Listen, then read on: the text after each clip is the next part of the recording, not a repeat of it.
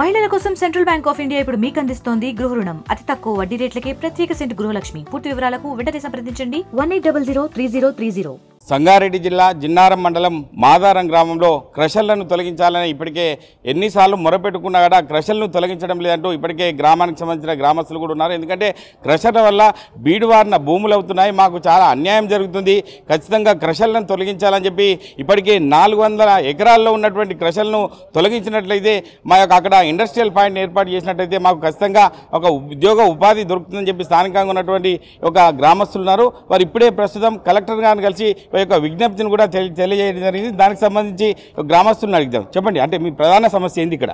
Sir నమస్కారం sir. ఈరోజు మాదారం గ్రామం నుంచి ఒక 50 మంది యువకులం రావడం జరిగింది. గ్రామంలో మనం చూసుకుంటే మేము గత 20 సంవత్సరాల నుంచి క్రషర్ల వల్ల 210 సర్వే నెంబర్ మాదారంలో 400 ఎకరాల ల్యాండ్, దాంట్లో 10 క్రషర్ల వరకు కొత్త 8 క్రషర్లు వరకు క్వారీలు ఇవ్వడం జరిగింది. దాంట్లో 5 క్రషర్లు 10 క్వారీలు రన్నింగ్ నడుస్తూ ఉన్నాయి. దాటి వల్ల చాలా ఇబ్బందులు పడుతూ ఉన్నాం. దాంట్లో 2 క్వారీలకు ఆల్రెడీ లీజ్ పీరియడ్ అయిపోయిన క్వారీ ఆపరేట్ నడుస్తూ ఉంది. దానివల్ల ఇలా మొన్న రీసెంట్గా వారం రోజుల కింద మాదారంలో అమరవీరుల స్థూపం ధ్వంసమైంది.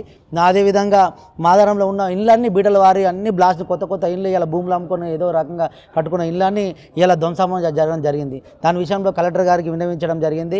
మేము మా ఈ 400 ఎకరాలు మా సుల్తాన్పూర్ రెవెన్యూ అయిన 30 సర్వే నెంబర్కు మాదారం ఆనుకొని ఉంటుంది కాబట్టి అక్కడ మెడికల్ డివైస్ పార్క్ ఏర్పాటు చేయడం జరిగింది గవర్నమెంట్.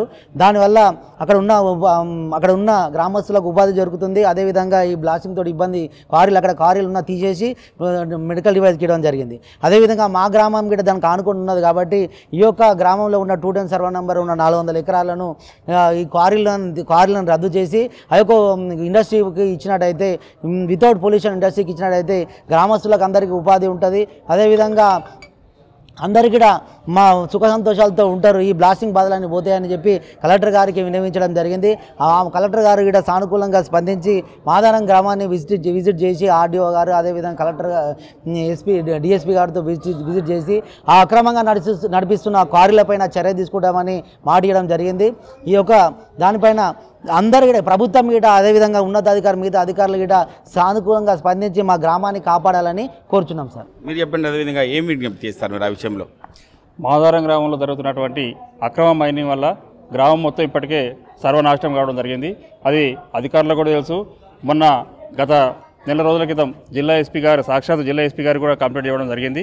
మైనింగ్ బ్లాస్టింగ్ వల్ల ఎన్ని ఇబ్బందులు అయినప్పటికీ కూడా ఎవరు కూడా స్పందించకపోవడం శోచనీయం. ఫస్ట్ జిల్లా అధికారులు కానీ జిల్లా ఎస్పీ కానీ నిద్రను పొద్దున్నేది నుంచి వీడి తక్షణమే ఎంక్వైరీ చేసి మా సమస్యను పరిష్కరించే విధంగా ఎప్పుడు పరిష్కరించినా కూడా మేము దాని అప్పటిదాకా కూడా ఈ ఉద్యోగం కొనసాగుతూనే ఉంటుంది. మేము విరమించుకునేది లేదు. ఎట్టి పరిస్థితుల్లో క్రిస్టల్లో మాత్రం నిలుపుదల చేయాలని చెప్పి కోరుతా ఉన్నాం. అంటే మాదారం గ్రామం ప్రజలు చెప్తున్న విషయం ఏంటంటే ఖచ్చితంగా ఈ యొక్క క్రషర్లను ఆపివేసినట్లయితే మాకు అక్కడ ఇండస్ట్రియల్ పార్క్ పెట్టినట్లయితే ఖచ్చితంగా మాకు ఉపాధి దొరికే అవకాశం ఉంటుంది. ఇప్పటికైనా ఈ యొక్క క్రషర్లను తొలగించి మాకు న్యాయం చేసే విధంగా అధికారులు స్పందించాలని చెప్పి వారు కోరుకోవడం జరుగుతుంది. కెమెరామెన్ ఎల్లూరుతో మహేష్, RTV, సంగారెడ్డి జిల్లా. మరిన్ని వీడియోస్ కోసం ఛానల్ ని సబ్స్క్రైబ్ చేయండి. లేటెస్ట్ అప్డేట్స్ కోసం వాట్సాప్ ఛానల్ ని ఫాలో చేయండి. అండ్ లింక్ డిస్క్రిప్షన్ లో ఉంది.